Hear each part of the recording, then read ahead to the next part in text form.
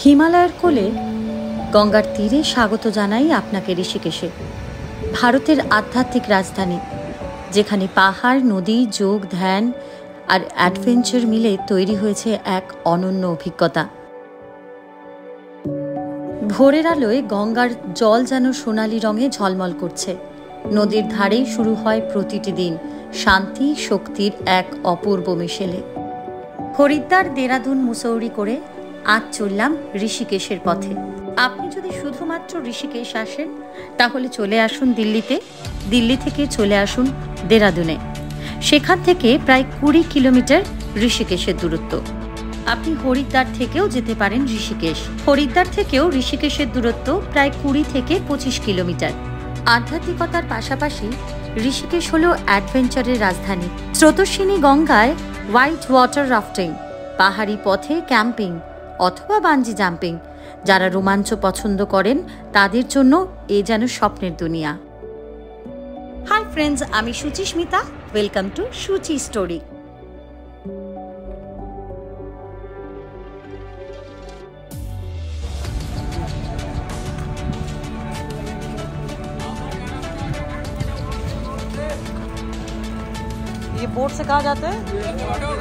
প্রথমেই চলে আসলাম প্রাচীন শ্রী শত্রুঘ্ন মন্দিরে। পুরাণ কথা অনুযায়ী অযোধ্যার রাজা দশরথের ছোট ছেলে শ্রী শত্রুঘ্ন এই স্থানে গভীর তপস্যা করেছিলেন। তার স্মৃতি ধরে রাখার জন্য এই স্থানে তার প্রতি শ্রদ্ধা জানিয়ে একটি মন্দির তৈরি করা হয়। এই মন্দিরটি তৈরি হয়েছিল প্রাচীন ঋষি ও সাধুদের সাধনা কেন্দ্র হিসেবে। বলা হয় ঋষিকেশের আধ্যাত্মিক শক্তির একটি মূল কেন্দ্র ছিল এটি। गंगा का पानी कितना साफ स्वच्छ है। लोग झील से स्पेशल गंगा जल भर के ले जाते हैं।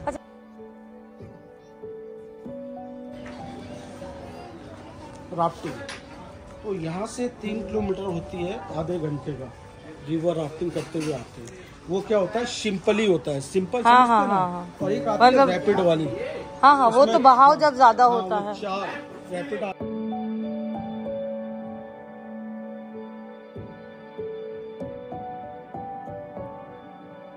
এখানে রয়েছে পরপর প্রচুর দোকান। আপনার যদি মনে হয় এখান থেকে আপনার পছন্দের কোনো জিনিস কিনে নিতেই পারেন, তবে হ্যাঁ, বার্গেনিং কিন্তু অবশ্যই করবেন।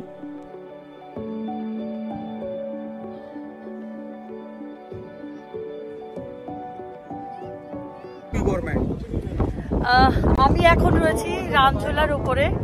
এটা 1985-এ তৈরি করা হয়েছিল এবং ইউপি গভর্নমেন্ট থেকে তৈরি করা হয়েছিল। এটা কিন্তু বেশ ভাইব্রেট হচ্ছে, আর একটু যদি ভালো করে ফলো করেন তাহলে দেখতে পারবেন। এই দেখুন রিভার। আমার সাথে যে গাইড দাদা আছেন তার সাথে একবার পরিচয় করে নিই। भीम काश्यप। और आपका फोन नंबर बता दीजिए। 7037047081। যারা যারা আসবেন তারা একটু সময় নিয়ে এই নাম্বারে একটা ফোন করে আসবেন একটু আগে থেকে। আর একটা অদ্ভুত, কারণ আপনারা যখন জানেন না যে এখানে কোথায় কোন মন্দির কিসের জন্য বিখ্যাত, কারা কারা এখানে আছেন, তাই একজন গাইড নেওয়া ভীষণ দরকার। তাই আমি একজন গাইড নিয়ে নিয়েছি এবং আমি ডিটেলসে প্রত্যেকটা জিনিস খুব ভালো করে শুনছি এবং জানছি। চলুন দেখি আর কি কি দেখার আছে। গঙ্গার তীরে দাঁড়িয়ে আছে ঋষিকেশের প্রতীকী সেতু রামঝোলা।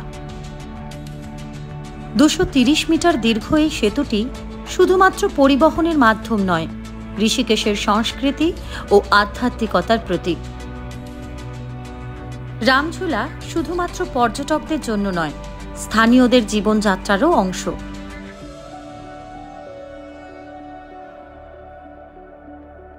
এই সেতুর পাশেই রয়েছে বিখ্যাত পরমার্থ নিকেতন আশ্রম ও গীতা ভবন। সন্ধে নামলেই কাছের ঘাটগুলোতে শুরু হয় গঙ্গা আরতি, যা ঋষিকেশ ভ্রমণের অন্যতম আকর্ষণ।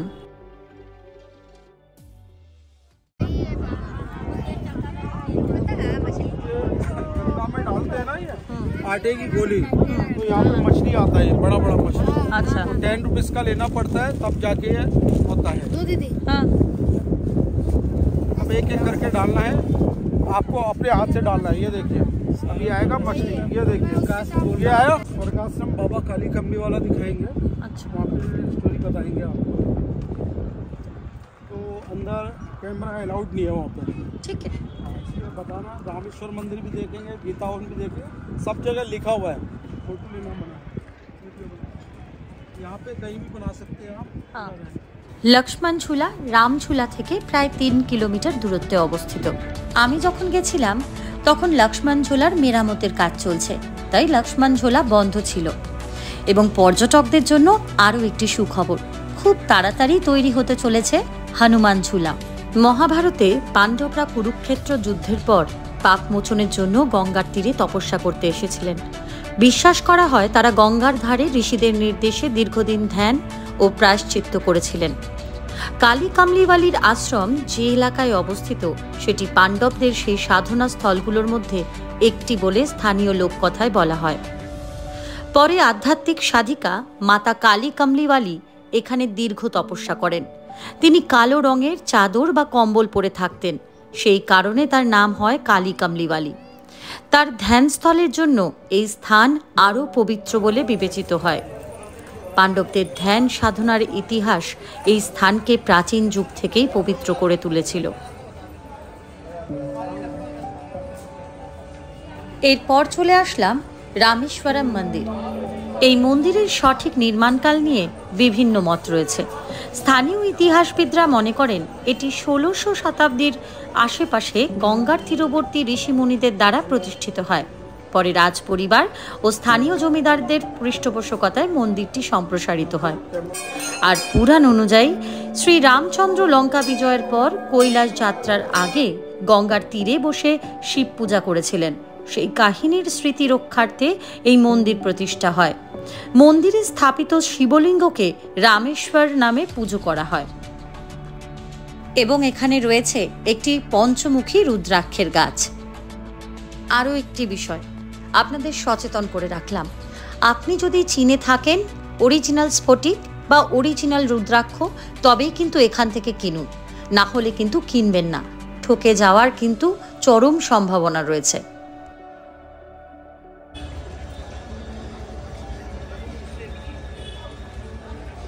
উত্তরাখণ্ড গভর্নমেন্টের এটা হচ্ছে ক্রিস্টালস,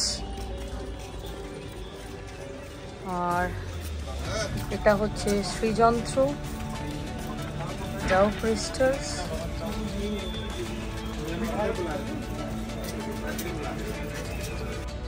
এই মন্দিরটি আরও একটি আশ্চর্য মন্দির। এই মন্দিরে নাকি সবাই গীতা লিখে জমা করে রেখে যান, তাতে নাকি পাপ মোচন হয়। প্রচুর পুঁথি রয়েছে যার মধ্যে গীতা লেখা আছে।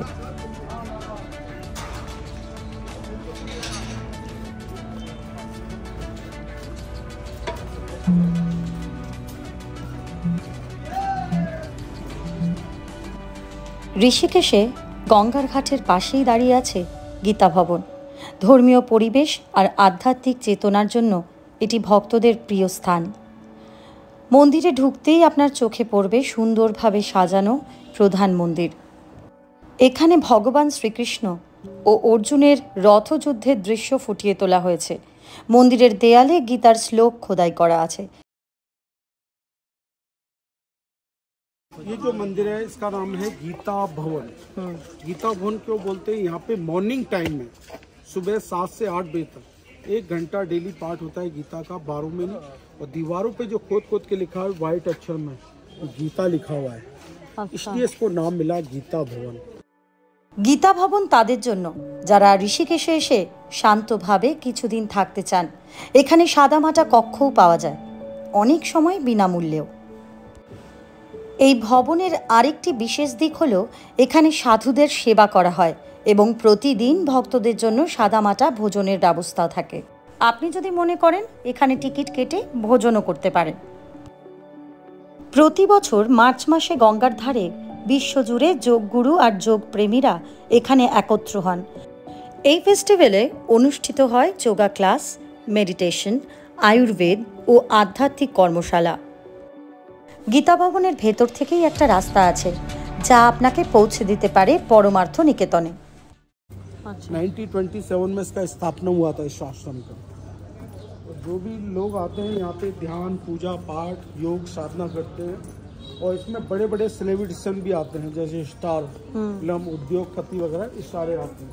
तो मान कर পরমার্থ নিকেতন আশ্রমের ভেতরে ঢুকলেই আপনার মনে হবে যেন প্রকৃতির কোলে এক শান্ত আশ্রয়ে এসেছি। এখানে আছে সুন্দর বাগান, বড় বড় বৃক্ষ আর গঙ্গার ধারে বসার জন্য সুন্দর ব্যবস্থা। প্রবেশদ্বারের কাছে চোখ পড়বে বিশাল শিব মূর্তি, যেটা ঋষিকেশের অন্যতম প্রতীক। আশ্রমে প্রতিদিন প্রার্থনা, ধ্যান এবং নানা সাংস্কৃতিক অনুষ্ঠান হয়। ये है पुष्कर सिंह धामी, यहाँ के मुख्यमंत्री। ये देखिए विवेक ओबराय, ये सब आते रहते हैं यहाँ पे आश्रम के लिए। और ये देखिए, ये इंग्लैंड के राजा रानी आए थे कभी यहाँ पे, प्रिंस हैरी वगैरह, उनका भी शायद फोटो लगा हुआ होगा जब ये सब धर्म सम्मेलन हुआ था, तो उसमें साधु संत लोग थे, इसमें रामदेव है। और ये देखिए दलाई लामा बीच में, दलाई लामा पानी दे रहे हैं।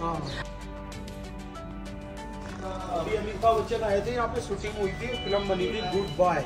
गुड बॉय, हाँ, उनके ऊपर फिल्म आई थी। প্রতিদিন সন্ধেবেলায় হয় গঙ্গা আরতি। 5:30টায় শুরু হয় এবং শেষ হয় প্রায় 7:30টার সময়। बच्चन साहब देख रहे हैं ना आरती का टाइम, बड़े बड़े आते हैं। ये गंगा आरती पॉइंट है, बहुत सुंदर पॉइंट है। अच्छा, ये गंगा आरती होती है शाम को, गर्मी हो, मतलब आते रहते हैं यहाँ पे। और क्या बताया मैंने, स्वर्गाश्रम घाट 4 जगह आरती होती है। जो महा आरती होती है वो हरिद्वार हर की पौड़ी में होती है। পরমার্থ নিকেতনের ভেতরেই রয়েছে নবগ্রহ মন্দির। নবগ্রহ মানে আমাদের জ্যোতিষশাস্ত্রে উল্লেখিত 9টি গ্রহ। এই মন্দিরগুলিতে প্রতিটি মন্দিরে প্রতিটি গ্রহের আলাদা প্রতিমা ও তার প্রতীকী রং রয়েছে। এখানে ভক্তেরা আসেন নিজেদের জীবনের বাধা দূর করতে এবং গ্রহদোষ শান্ত করতে। কথিত আছে নবগ্রহের শক্তি আমাদের জীবনের প্রতিটি ক্ষেত্রকে প্রভাবিত করে, স্বাস্থ্য, সম্পদ, সম্পর্ক, এমনকি আধ্যাত্মিক অগ্রগতি। পরমার্থ নিকেতনের এই মন্দির ভক্তদের স্মরণ করিয়ে দেয় যে প্রকৃতি ও মহাবিশ্বের শক্তির সাথে সাদৃশ্য রেখে জীবনযাপন করা কতটা জরুরি। এখানে প্রতিদিন পূজা ও বিশেষ প্রার্থনা হয়, বিশেষ করে অমাবস্যা আর পূর্ণিমার দিনে।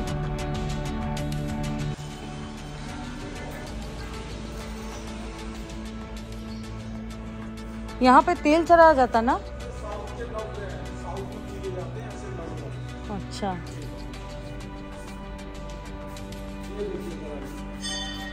थोड़ा समझने की कोशिश करेंगे। कुछ दिखाई दे रहा है आपको? पीपल के पेड़ में गणपति जी का मुख नहीं।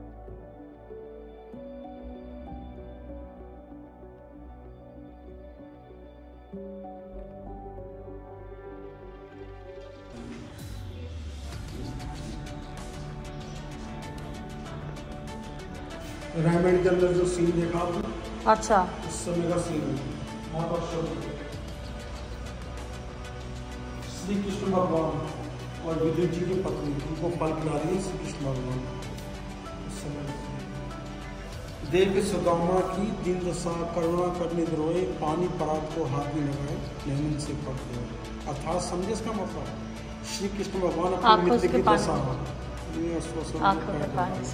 ये माता रुक्मिणी, ये अष्टभुजा भगवान, अम्बे माँ।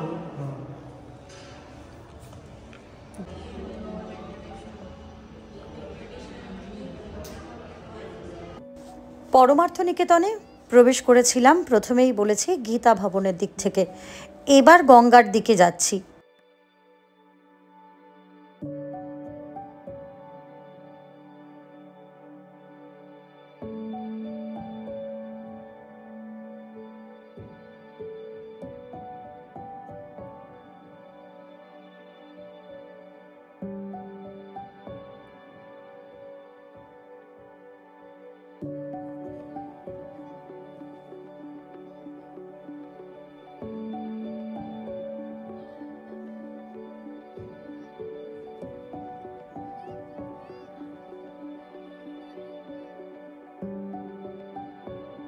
এই সেই স্থান, যে স্থানে বসলে ঘড়ির কাঁটা কখন পেরিয়ে যাচ্ছে বুঝতেও পারবেন না।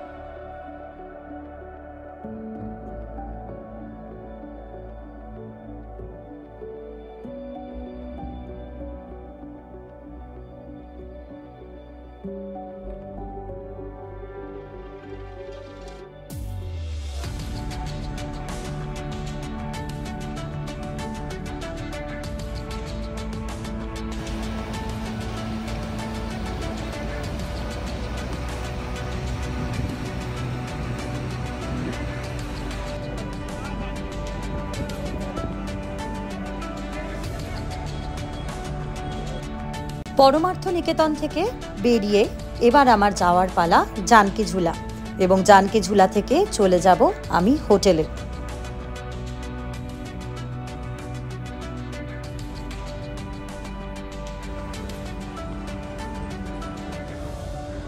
রাস্তায় বেশ কিছু জিনিস পেয়ে যাবেন। আমি একবার চা যদিও খেয়েছি, সকালবেলা উঠে তেমন কিছু খাওয়া হয়নি, দেখি এখানে কিছু যদি সেরকম পাওয়া যায় তাহলে খাবো। পরমার্থ নিকেতন থেকে 4 থেকে 5 মিনিটের হাঁটা পথে পেয়ে যাবেন জানকী ঝুলা, কিন্তু তার আগে রয়েছে আরও বেশ কিছু আশ্রম। কিছু আশ্রমে প্রবেশ নিষিদ্ধ, কিছু আশ্রমে আপনি প্রবেশ করতে পারেন।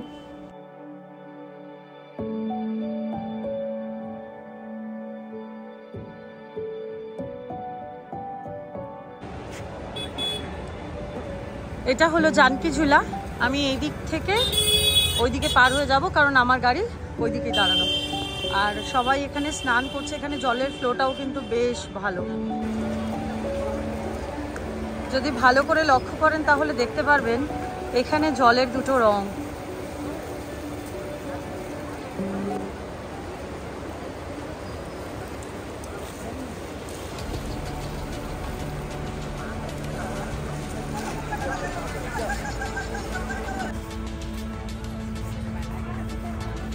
এটা হলো বানপ্রস্থ আশ্রম।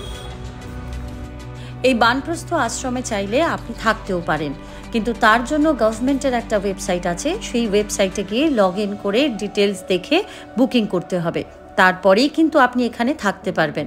তবে একটা কথা জানিয়ে রাখি, খুব সহজে কিন্তু এখানকার বুকিং পাওয়া যায় না, অর্থাৎ খালি থাকে না বলেই পাওয়া যায় না।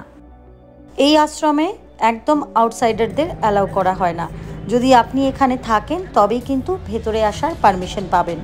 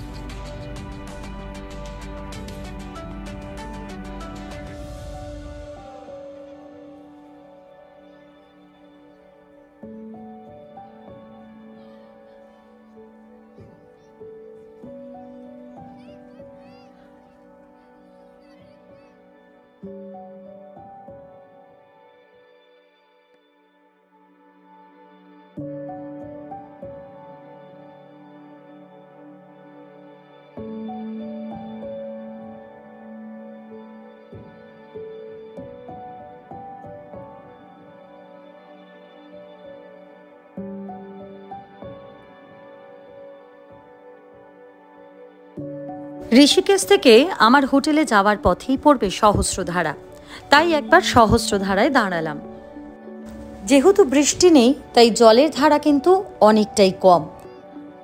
সহস্রধারার ঝর্ণা পাহাড়ি ঝর্ণা ও খনিজ সমৃদ্ধ জলের জন্য বিখ্যাত।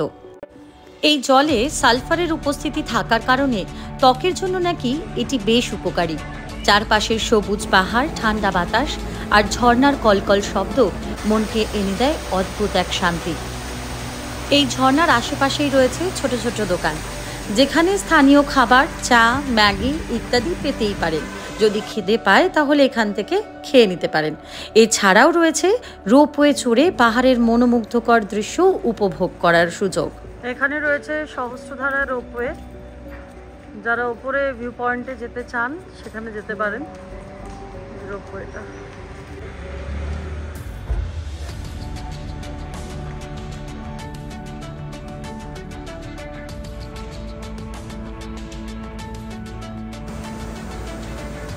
আমার ঋষিকেশের ব্লগ আমি এখানেই শেষ করলাম। এই ব্লগটি আপনাদের কেমন লাগলো? সত্যি উপকারী হলো কি? যদি উপকারী হয়ে থাকে, যদি ভালো লেগে থাকে আমার এই ব্লগ, তাহলে কিন্তু লাইক, শেয়ার আর সাবস্ক্রাইব করতে একদম ভুলবেন না।